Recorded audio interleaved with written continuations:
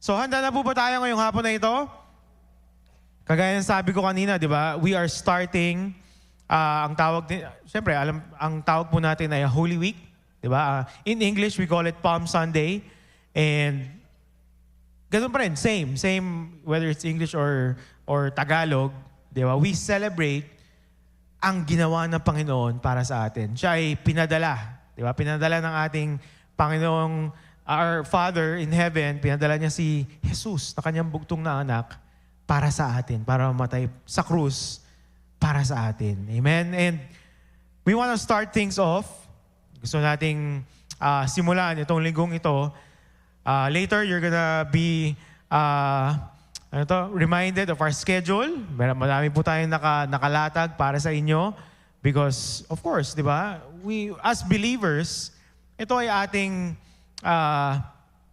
ayaw kong sabihin na ating event, pero we capitalize on this. Di ba, Holy Week. Isipin nyo, isang linggo na even the government is mandating, di ba, na walang pasok, di ba, well, at least from Thursday, because we are meant to remember what Jesus has done. Diba? So let's capitalize on that. Diba? Alalahanin natin. Ngayong hapon pong ito, ang title ng message natin ay Hari sa Asno. Yan. Hari sa Asno. Yung pong donkey or colt, in Tagalog, yun yung asno. Yan. At mamaya, we're gonna dive deeper into that. Pero bago po yun, sino po sa inyo ang makaka-relate na yung merong napagkamalan kayo na ibang tao? Sino mga naranasan ng ganun? No, mamaya. Kasi may mga alam akong storya na in line with that. Example, di ba? Ako po ay nagtrabaho bilang teacher bago po ako nag-full-time in church. And syempre, nung nagtuturo ako, that was ilang years ago na? 10? More than years ago.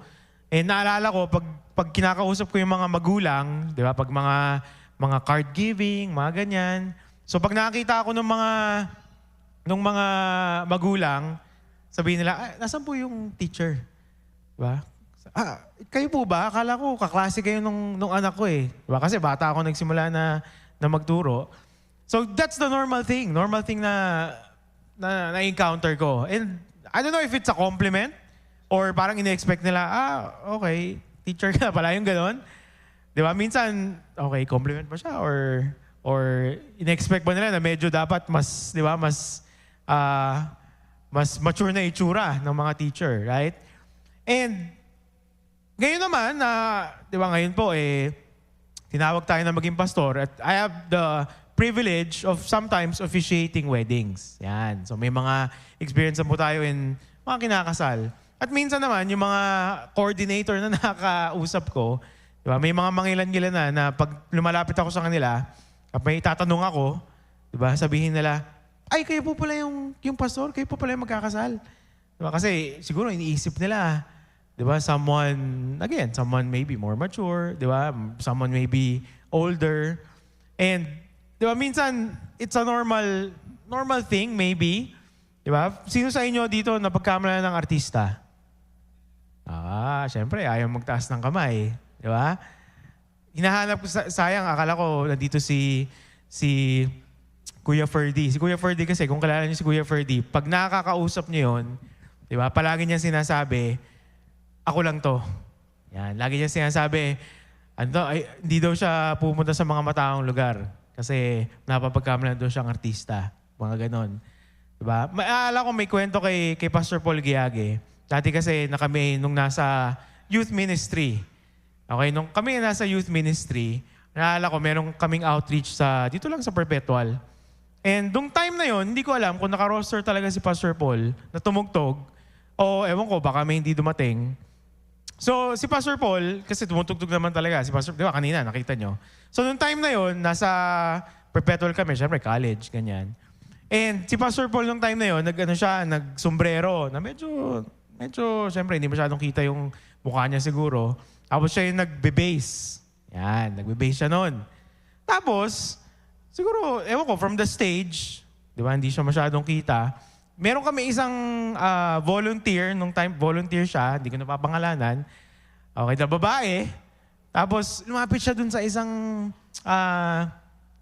kasama din namin.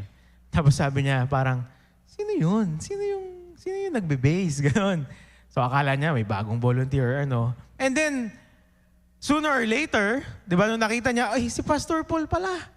Di ba? Kala kung sino ng bagong volunteer, di ba? Batang-bata. Di ba? Pag si Pastor Paul nag-base, syempre, di ba? Kita mo, naka-flex pa yung ano yan, muscles niya, di ba? Mga ganong anecdote, right? And I'm sure if we're gonna, di ba? I'm sure you remember some things na ganon, di ba? For whether it's a good experience or it's a not so good experience. Ba't natin sinisimulan dito sa gantong mga kwento? Dahil alam niyo po, nung si Jesus ay pumasok sa Jerusalem, nung Palm Sunday, okay, nung siya ay pumasok sa Jerusalem, yung mga tao, inaakala na eto si Jesus. Yung mga tao, merong idea of how Jesus should look like or kung ano yung dapat gawin ni Jesus. Mamaya, pupuntahan natin yon. Pero in my personal life, di ba, tayo as believers, minsan, ako'y guilty rin dun. Na gusto ko si Jesus, di ba, Jesus, tapusin mo na lang. Jesus, just give me the answer. Di ba, tapusin mo na lang yung mga problema. Di ba, Lord, padala mo na lang yung blessing para tapos na. Pero anong ginagawa ko nun? Ako yung nagbibigay ng identity kay Jesus. Eh hindi ba dapat siya ang Panginoon, siya ang Diyos? Kung sino siya, ako dapat yung susunod sa Kanya. Amen? Punta po tayo sa Zechariah, in Tagalog, Zechariah 9 verse 9. Ito po ay, in Zechariah, ito ay propesiya kung paano ang magiging itsura ng pagpasok ni Jesus sa Jerusalem. Ang sabi diyan, O Jerusalem, ilakas mo ang awitan. Pagkat dumarating na ang iyong hari na papagtagumpay at mapagwagi. Dumarating siyang may kapakumbabaan. Batang asno ang kanyang sinasakyan. Diba? Ito po ay Zechariah is in the Old Testament. Ibig sabihin, years bago mangyari yung pagpasok ni Jesus sa Jerusalem, sinabi na siya ni Zechariah na isang propeta. Ano po ang interesting dito? Si Jesus, di ba, na Panginoon, siya ay hari. Nung time na yon, di ba, kung ikaw ay isang hari, hindi ka sasakay sa isang asno. Di ba? Ang hari ay sumasakay sa kabayo. Di ba? Kasi yung asno ay maliit. Di ba? Yung kabayo, mas malaki.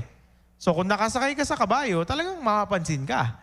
At syempre, nung time na yon, di ba, it's known na talagang kabayo ang ginagamit sa, di ba, sa pakikidigma, di ba? Pag gusto mo malayo marating mo, di ba, kabayo.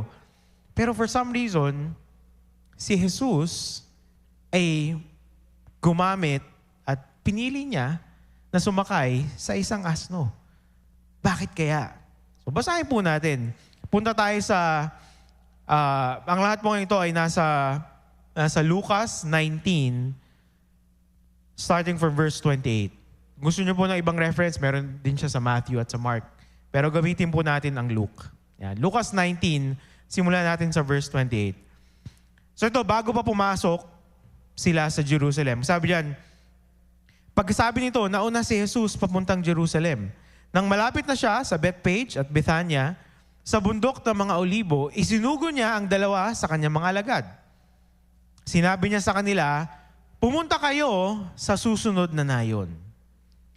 Sa pagpasok do'y matatagpuan nyo ang isang batang asno na nakatali. Hindi pa ayon nasasakyan ni numan.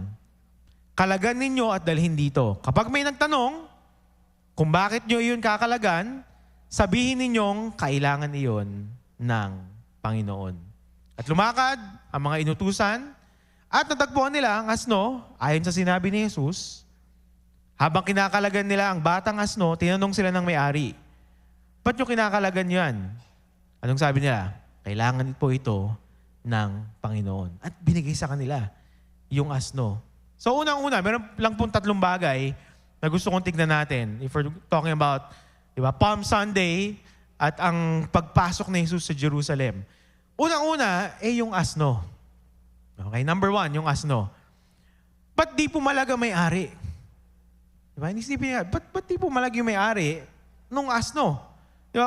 Bakit nung sinabi lang na kailangan ng Panginoon, okay na? Diba?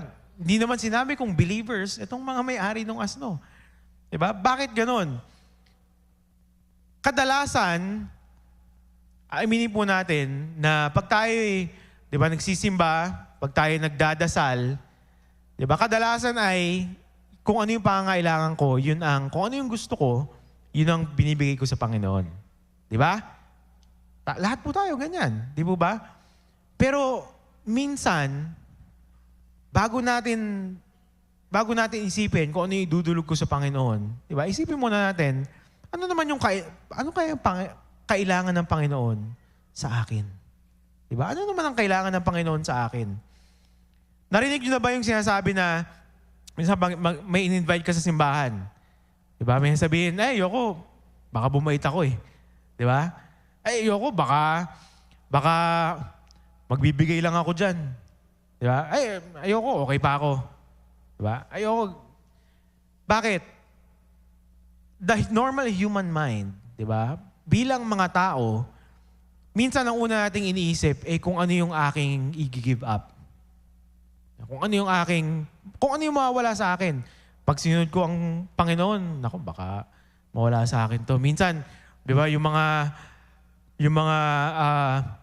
nasa mga volunteers natin, di ba, minsan iniisip nila, and even before, nung tayo nagsisimula na sumunod sa Panginoon, di ba, minsan iniisip mo, paano kaya kung padala ako ng Panginoon sa Africa? Di ba, parang hindi ko kaya yun Right? Sometimes, just you're following God. You want to follow God. Then yun na agad iniisip mo. Di ba na, paano kung sabihin ng Panginoon, makipag-break ako dito sa girlfriend ko ngayon? Di ba? Ayoko nun. Di ba? May ganun na pag-iisip agad. Pero alam niyo po, ang Panginoon walang ipapagawa sa atin kung wala sa ating puso. Di ba? Huwag nating isipin na pagka sinunod ko ang Panginoon, mawawala itong mga gusto kong ginagawa ngayon. Di ba? Pagka naman, siguro pag nagsimba ako, magbabago ako eh. Di ba? Hindi na ako makakapagmura. Di ba? Yung mga bagay na gusto natin, yung mga bagay na iniisip agad natin, mawawala to eh. Di ba? Hindi ko na magagawa to. Ito po ang Panginoon ay walang gustong kunin sa inyo. Hindi po gano'n ang Panginoon. Ang Panginoon, hindi nandito para sabihin sa'yo, hindi okay yan, bawal yan, huwag mong gawin yan. Bakit pumunta ang Panginoon? Ang unang-una gustong makuha ng Panginoon ay ang ating puso. Yun lang po. Bakit? Kung hawak ng Panginoon ang aking puso, lahat na magiging hawak niya. Di po ba? Ano ang kailangan sa akin ng Panginoon? Diba? Napakasimple. Sabi lang niya, pag tinanong kayo, sabihin nyo, kailangan to ng Panginoon. At binigay nga yung asno. Diba? Binigay na, diba, from what we read, walang pag-aalinlangan, walang struggle. Diba? Hindi sinabi na, mababayaran ba ako dito? Diba? Teka lang, bibigay ko to, pero siguro mga per hour, mga ganito. Diba? Walang ganun. Binigay lang.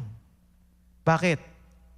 Dahil siguro, and this is not written, okay, siguro, alam nung may-ari, di ba, na kung may kailangan ng Panginoon, bibigay lang niya. Tayo po na nandito ngayon di ba, we are in the New Testament. Diba? We are believers in the New Testament. Wala pong gustong kunin ng Panginoon sa inyong mga buhay. Walang gustong kunin ng Panginoon sa inyong pamumuhay, sa inyong business, sa inyong oras. Hindi ganun ng Panginoon. Pero ang gusto lang ng Panginoon, Ang ating puso. Diba? Ang ating puso. Bakit? Kung hawak ng Panginoon ang aking puso, hawak niya rin ang aking atensyon. Kung hawak niya ang aking atensyon, edi, di ba, yung mga bagay na iniisip ko na, teka lang, makakunin to sa akin ng Panginoon. Hindi na ganun ang ating pag-iisip. Di ba? Bakit? Dahil ang Panginoon, hindi tayo pinipilit. Unang-una, di ba? Number 1, ang asno. Let's read along. Verse 35. Dinala nila kay Jesus ang asno, at matapos isapin sa likod nito ang kanilang mga balabal, siya'y pinasakay. Habang siya'y nakasakay sa asno, inilatag naman ng mga tao ang kanilang mga balabal sa kanyang dinaraanan. Nang siya'y malapit na sa lungsod, palusong na sa libis ng bundok ng mga olibo, nagsigawan sa tuwa ang lahat ng alagad niya at malakas na nagpuri sa Diyos dahil sa mga kahanga-hangang pangyayari na kanilang nasaksihan. Sinabi nila, pinagpala ang haring dumarating sa pangalan ng Panginoon. Kapayapaan sa langit, papuri sa kataas-taasan.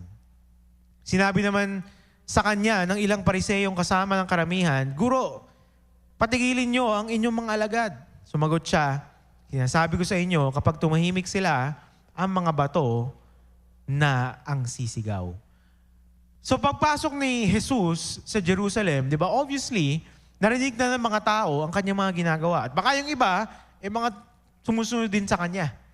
Diba? When he was doing miracles, nung he turned water into wine, pinagaling niya ang madaming tao, he fed the 5,000, narinig na ito ng mga tao.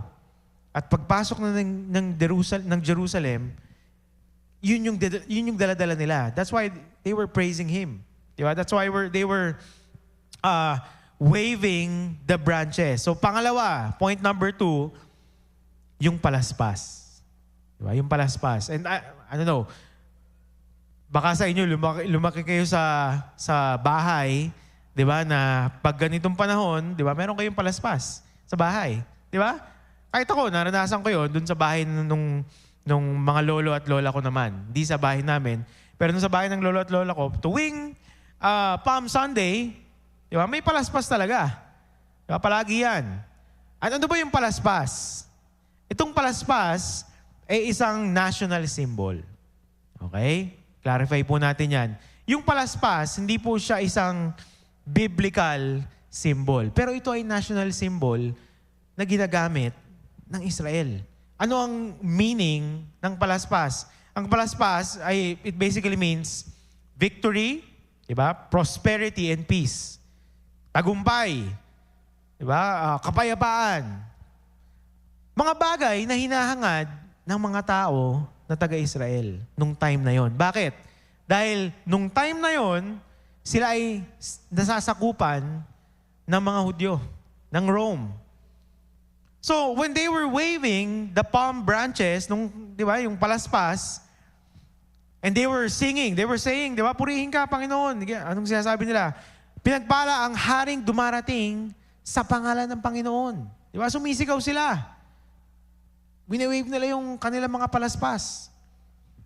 And, diba, I'm not saying that na sila dun lahat ay iba yung pananaw, pero maaari na ang ine-expect nila, pagpasok ni Jesus sa Jerusalem, ito na yung magtataboy sa mga Hudyo.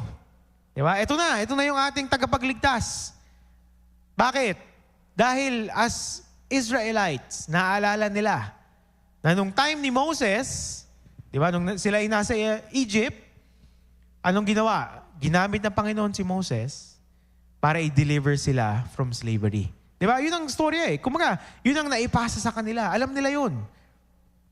At ngayon naman, parang sila ay nasa similar situation.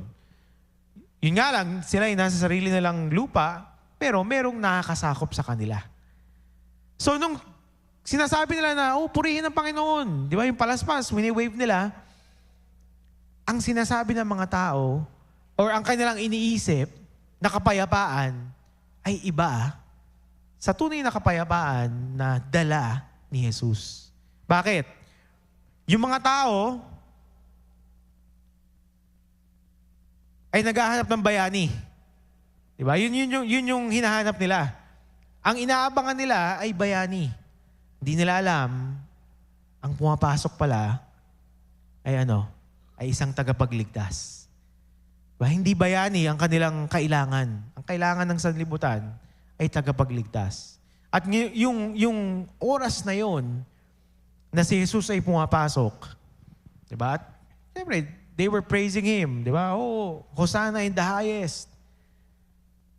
Iba pala ang pananaw ng mga tao. They were praising Him because ang iniisip nila, okay, wala na tayo. Mawawala na yung mga sumasakop sa atin. Diba? Mawawala na itong mga Hudyo. Iba yung kanilang tingin. Pero iba yung dala ng Panginoon. Ang tanong ko po sa ating ngayong hapon na ito, nagtatagpo ba yung ating pananaw sa Panginoon at kung sino talaga siya? At I'll be honest, minsan hindi. Kahit ako, minsan hindi. Minsan, di ba, sabi ko kanina, minsan gusto ko na, Panginoon, ito na, maging, di ba, bigyan mo na lang yung blessing, Panginoon. Di ba, Lord, bless mo na ako, ngayon na. Para makawala na ako dito sa kung ano man sitwasyon ko ngayon. Pero, anong gusto ng Panginoon? Gusto ng Panginoon na bigyan pala ako ng lakas. Di ba? Kasi madali na i-answer na lang niya yung prayer ko. Yun ang madaling mangyari. Di ba? Sagutin niyo yung panalangin ko, okay na, nakawala na ako dun sa aking sitwasyon. Pero ang Panginoon, mas gusto niya na tayo ipalakasin. Di ba? May gusto siyang gawin sa ating puso, sa ating kalooban. Di ba? Meron siyang gustong i-develop sa atin. So, tanong ko po sa inyo ngayong hapon na ito, anong itsura ng palaspas na iyong winabagayway? Diba? Anong itsura ng palaspas? Why are we praising Him? Ba't ko siya pinupuri? At alam niyo po, if you're saying na, no, I'm praising God, di ba, pinupuri ko siya dahil, di ba, kailangan ko meron akong pinanalangin. I know, I need breakthrough and all of that. That's good. God will meet you where you're at. Di ba? Hindi ko sinasabing mali yun. Pero ito po ang ating encouragement ngayong hapon na ito. Kagaya ng nangyari sa pagpasok ni Jesus sa Jerusalem. Diba? They were expecting a hero. Ang iniisip nila, ito na yung bayani natin. Diba? Pero ang pumasok sa Jerusalem ay isang tupa. Ay isang Savior who was willing to die for mankind. Amen? Ang hanap ko ba ay isang hari na tatangkilikin o ang hari ng mga hari na pupurihin. Kaya, di ba yung title natin, ang hari sa asno. Bakit? Kung titignan mo, kung isipin mo, para siyang contradiction eh. Hari nga siya, pero bakit donkey or asno yung kanyang sinasakyan? Di ba? Dapat parang hindi siya nagmamatch. Di ba? Kung ito yung isang hari, dapat victorious, dapat matagumpay ang dating niya, di ba? Dapat kabayo yung sinasakyan niya. Pero ang Panginoon, di ba? He doesn't think like us, di ba? Sabi nga po sa Isaiah 55 verse 8 to 9. Ang sabi diyan, sabi ni Yahweh, ang aking kaisipan ay hindi nyo kaisipan. Ang inyong kaparaanan ay hindi ko pa kaparaanan. Kung paano ang langit ay mas mataas kaysa sa lupa, ang aking kaparaanan ay higit kaysa sa inyong kaparaanan. At ang aking kaisipan ay hindi maaabot ng inyong kaisipan. Diba? Minsan yun po ang pinakamalaking revelasyon na pwede nating matanggap. Siya ang Diyos at ako hindi. Diba? Minsan yun ang kailangan nating tayuan. Na Panginoon, di ko naintindihan kung ano nangyayari. Panginoon, wala akong nakakuhang kapayapaan dito sa aking sitwasyon. Manood ako ng balita, tumingin ako sa Facebook. Walang pag-asa. Pero, ikaw ang Diyos at hindi ako ang Diyos. So, alam natin na kung siya ang aking hari, kung sinasabi ko na siya ang aking hari, then I will trust you, God. Diba? Ako ay mananampalataya sa iyo. Bakit? Dahil alam ko na ikaw ay tapat. Diba? Minsan sinasabi natin, Panginoon, ayan na, pababain mo naman yung presyo ng langis. Diba? Panginoon, patigilin mo na yung gera. O kaya, Panginoon, gusto ko ng mas maginhawang buhay. Diba? O Panginoon, fix my family. Lahat pong ito ay hindi masama na sambitin natin itong mga panalangin na ito. Pero tayo po ay maging handa kung ano man ang kanyang kasagutan. Diba? Tayo po ay maging handa rin kung minsan ang kasagutan niya ay katahimikan. Diba? Minsan may pinanalangin ako, dinudulog ko sa Panginoon, pero wala siyang sinasabi. Walang reply. Ibig sabihin ba nun, wala na siya? Ibig sabihin ba nun, diba, He abandoned me already? Hindi. Bakit? Dahil alam ko na ang hari, diba, na pumasok sa buhay ko, siya ang hari ng mga hari. Diba? I might be expecting na, teka lang, God, diba? Mahal mo ako, diba? Dapat ganito, dapat ganito, dapat ganito. Hindi, balikan natin. Siya ang Diyos at hindi ako. At kung ganun po ang ating pag-iisip, iba ang ating makakamtan na level of faith, na pananampalataya. Bakit? Ang pananampalataya ko ngayon, hindi lang nakasalalay sa ginagawa niya para sa akin. Ang pananampalataya ko ngayon, nakasalalay kung sino siya.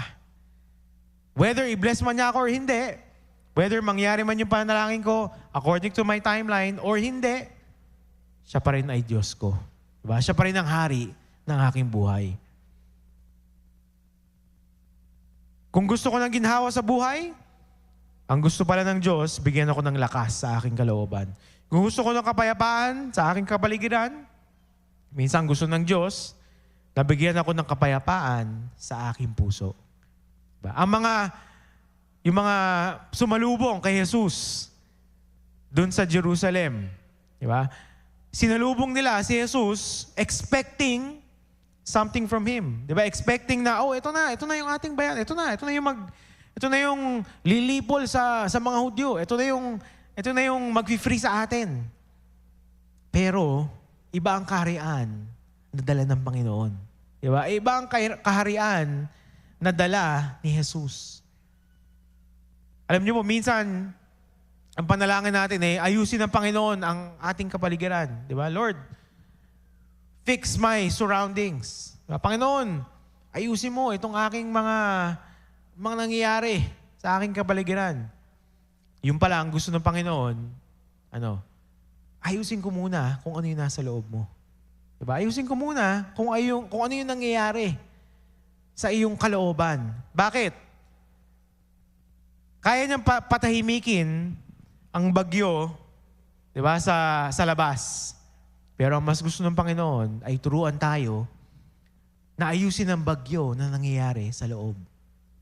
Diba? Bakit? Kasi minsan, okay, nawala nga yung bagyo sa panlabas. Pero minsan, kung aminin natin, hindi pa rin nawawala yung bagyo sa loob. At ang Panginoon, kaya siya dumating, kaya siya namatay para sa atin, ay para ayusin ang bagyo na nasa loob natin. Kaya tanongin ko po kayo ulit, ano ang palaspas na iyong winabagayway? Diba? Anong palaspas or anong ine-expect natin sa Panginoon? Diba? Ano ang ating ine-expect sa Kanya? Yung bang gusto ko lang gawin niya? O yung bang kung sino talaga siya?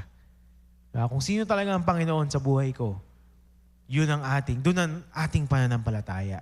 Amen?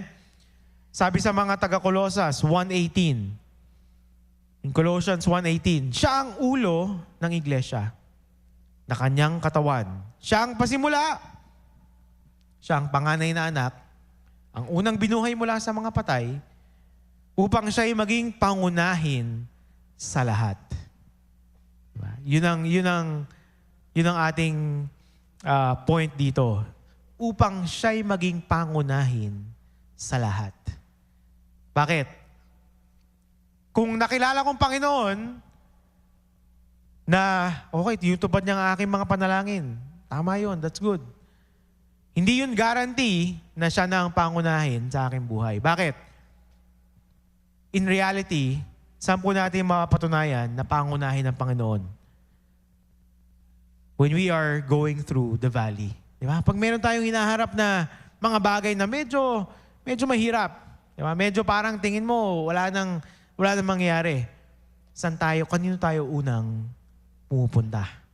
Di ba? Sa aking bang galing? Sa aking bang lakas? Sa aking bang talino? O sa Kanya ba muna? Amen? Yan ang dahilan kung bakit dumating ang ating Panginoon. Pangatlo. So una, di ba? Ang asno. Pangalawa, ang palaspas. At pangatlo, ay ang tupa.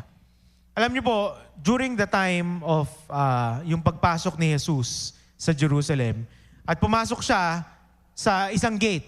Ang Jerusalem po ay isang walled city. Di ba? Kumaga, mataas ang mga bakod. Para ka makapasok, ay may mga gate. At yung pinasukan ni Jesus ay isa lamang gate. Meron silang tinatawag na isang gate din na doon naman pumapasok yung mga tupa na isasakripisyo sa Passover. Diba? Yung Passover, ito po ay isang, kumaga, in our context, okay, yung Passover ay parang piyesta. Diba?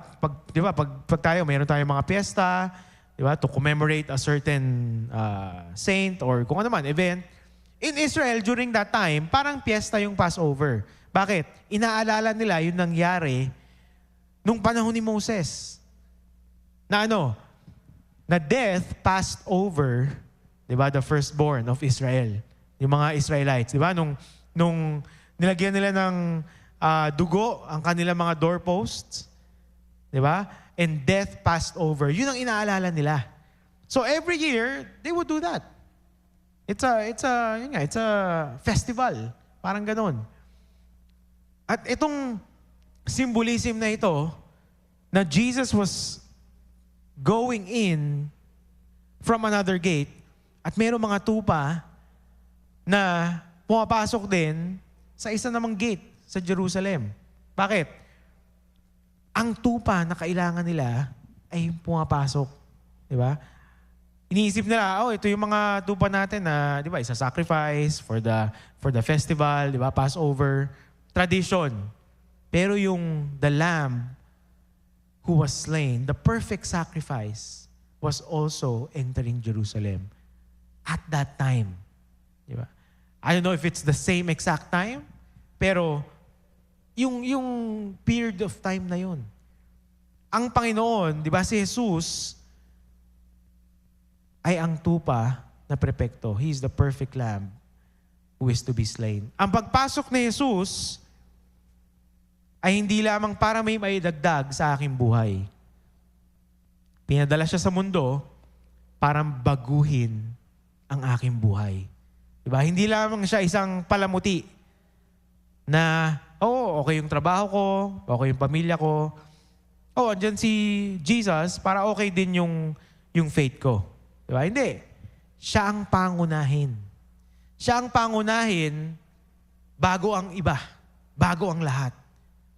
Bakit? He is the perfect lamb who was slain. Pumasok si Jesus sa Jerusalem, hindi para palayasin ang mga Hudyo, pero para ipakita ang kaharian ng langit. Yun ang kanyang layunin. Si Jesus ay pumasok sa Jerusalem, kagaya sinabi ko kanina, hindi bilang bayani, pero bilang tupa na handang isakripisyo. Di ba? Kung titignan mo, napaka-ironic eh. Dahil ang inaasahan nila, si Jesus, di ba? They heard of His miracles. Alam nila na ito yung nagpagaling ng madaming tao. He multiplied the bread. Di ba? He turned water into wine. Yung mga ginagawa niya. So, sigurado, ito na yung hinihintay natin. Ito na yung Savior na hinihintay natin. Pero hindi nila alam, ito pala ay ang tupa na isasakripisyo. Diba? Isipin mo, ganun yung pagpasok niya, but then, He was crucified. Diba? Pinako siya sa krus. So parang, diba, nabaliktad. Na inisip, siguro ng mga tao, teka lang, di ba siya dapat yung kapapalis sa mga Hudyo, di ba? Ba't siya namatay? Di ba? Dapat yung mga bida, hindi namamatay. Di ba? Pero ano nangyari? Babalik tayo dun sa binasa natin sa Isaiah. Di ba? His thoughts are not our thoughts. His ways are not our ways. His ways are higher. So ano nangyari? After 3 days, siya'y nabuhay muli. Di ba? Pagkatapos ng 3 araw, nabuhay siya. Bakit? Ang kaharian na kanyang daladala ay higit pa sa kanumang empire or kaharian sa mundo. Ang kaharian na gusto niyang i-establish ay hindi lang makikita sa pisikal. Saan siya makikita? Sa ating kalooban. Sasagipin niya, hindi lang ang mga Hudyo, pero ang buong sanlibutan. Siya ang tupa na karapat-dapat.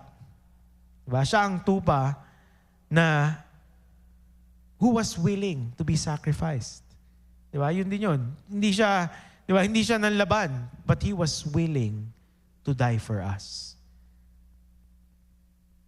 Kaya kung isipin natin, di ba, hindi nagtugma yung inaasahan ng mga tao sa kung sino talaga si Jesus. Di ba? Hindi nagtugma na they were expecting na political figure si Jesus. Di ba? Kasi nga, sinasakop sila. Sila yung nasasakupan ng mga Hudyo. Yun ang inaasahan nila. Pero si Jesus pala ay higit pa dun. Inaasahan nila na si Jesus ay, di ba, papalayaan ng Israel. Pero ano pala? Si Jesus pala ay papalayain ang sanlibutan. Akala nila ito ay para sa isang, di ba, sa isang time period lang. Pero ang gagawin pala ni Jesus ay para sa lahat. Di ba? Forever. Outside of time.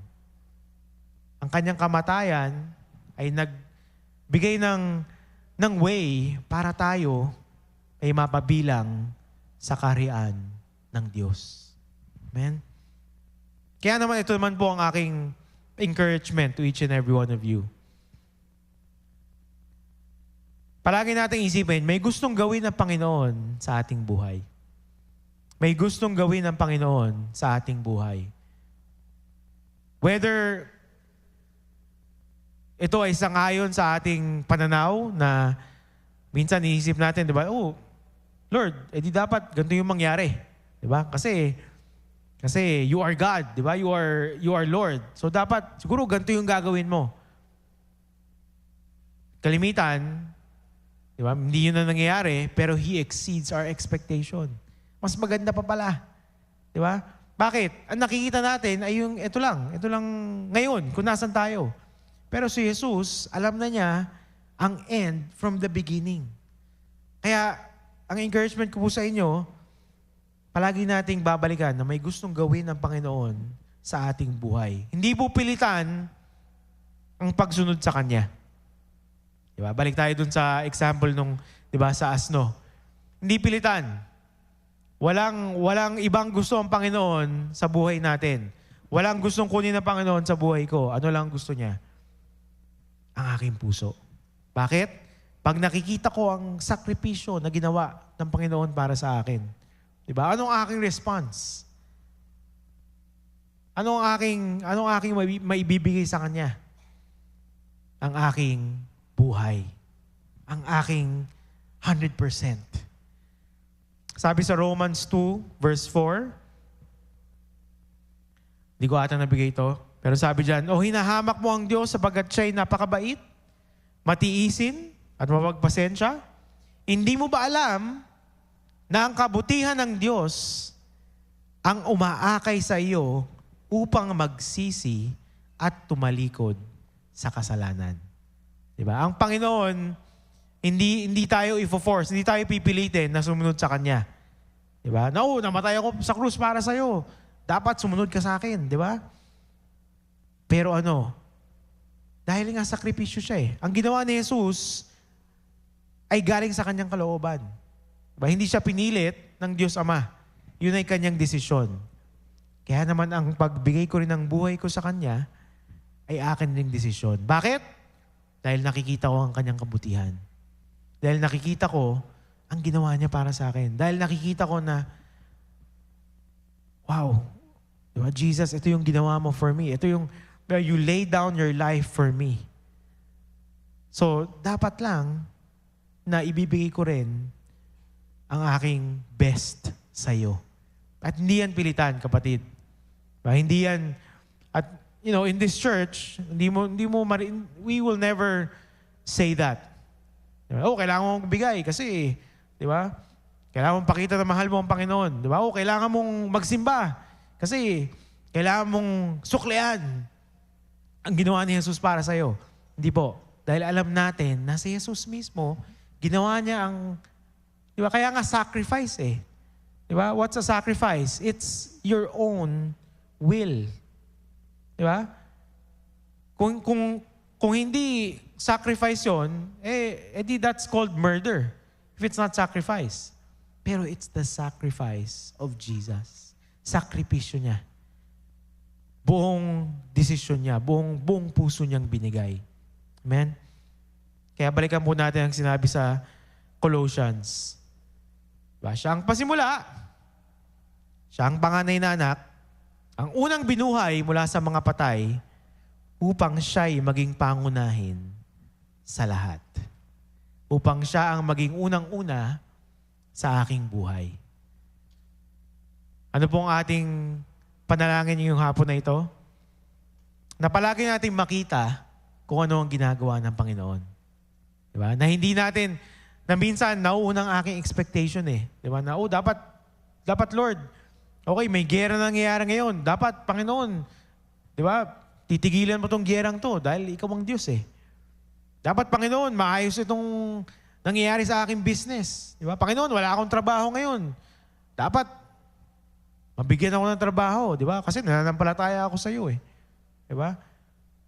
O kaya, hindi maayos ang pamilya ko ngayon. Dapat, Panginoon, maging maayos ang pamilya ko. Diba? Kasi, nananampalataya ako sa iyo eh. Bago ganun ang ating isipin, anong babalikan natin? May gustong gawin ng Panginoon sa aking kalooban. Diba? Sa akin muna. Sa'yo muna. And then, ano mangyari? Maayos man yung nasa labas, o hindi, ako'y mananampalataya pa rin sa Kanya. Bakit? Dahil siya ay karapat-dapat ng aking buong puso, aking buong isipan, at aking buong buhay. Amen? Kaya naman ngayong hapon na ito, Palm Sunday, diba? We're gonna celebrate Holy Week. What a moment, what a time to celebrate kung anong ginawa ni Jesus para sa atin. Amen? Tayo po tumayo, tayo po tayong lahat. At ngayong hapon na ito, gusto ko lang pong, with the time that we have left, may gusto kong ipanalangin na dalawang grupo ng tao. Una, maaaring nandito ka ngayon, kapatid, at inaamin mo sa sarili mo na medyo nawawala ka. Medyo hinahanap mo ang sarili mo, o medyo hinahanap mo ang Panginoon, di mo siya makita. At nandito ka ngayon at sinasabi mo na hindi mo gusto kung ano yung, maaaring kung ano yung lumalabas sa'yo, kung paano ka makitungo. Kapatid, diba, babalikan natin. May gustong gawin ng Panginoon sa buhay mo. Diba?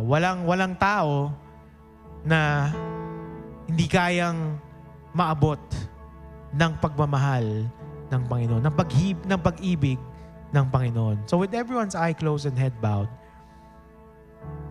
if that's you, I'm not gonna ask you to come forward. Pero ang hiling ko lang ay maging honest ka sa sarili mo.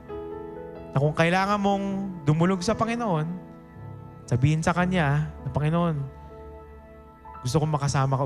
I want to recommit my life to you. Gusto kong sabihin ulit sa'yo na ikaw ang aking Diyos. Ikaw ang aking tagapagligtas. I want to pray for you. Lord, thank you. Kilala mo ang bawat tao na nandito ngayong hapon na ito. Alam mo ang aming mga pinagdadaanan. At ikaw lang ang nakakita ng laman ng aming puso. Kaya naman ngayong hapon na ito, Panginoon, pinapanalangin ko kung sino man ang nandito ngayon na gustong isuko ang kanilang puso ulit sa'yo. Na gustong sabihin na gusto ko itang sundan, Panginoon. I wanna follow you. I wanna recommit my life to you. Hindi ko na gusto ang nangyayari sa buhay ko. Kaya naman, Panginoon, pumasok ka ulit sa aking buhay. Pumasok ka ulit sa aking isipan. Pumasok ka, Panginoon, sa aking puso. Salamat, Panginoon, na ngayong hapon na ito ay naranasan namin ang iyong pagmamahal at yun ay mag-overflow sa aming pamilya, sa aming trabaho, sa aming mga anak, sa aming business, kung saan man. Pero ito yung nagsisimula sa aming recommitment sa iyo, Panginoon. Salamat. At ang isa namang grupo ng mga tao na gusto ko rin ipanalangin ay maraming dito ka ngayon at hindi mo pa sinusuko ang iyong puso sa Panginoon. Diba? Hindi mo maalala na merong panahon sa buhay mo na you invited Jesus to come into your life. Na titanggap mo ang sakripisyo na ginawa niya para sa sanlibutan. Maraming dito ka, kapatid, that you never remembered na you prayed a prayer of accepting Jesus as your personal Lord and Savior. Lahat po tayo ay ginawa yun. Lahat tayo ay tinanong si Jesus.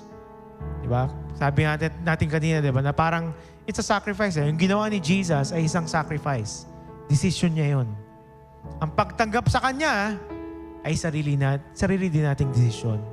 Diba? Hindi tayo pwedeng humarap sa Panginoon balang araw at sabihin na, naniniwala naman yung magulang ko eh. Diba? Naniniwala naman yung kaibigan ko. O, nagsisimba naman ako palagi. Ito po ay sarili nating desisyon ng pagtanggap ng ginawa niya para sa atin.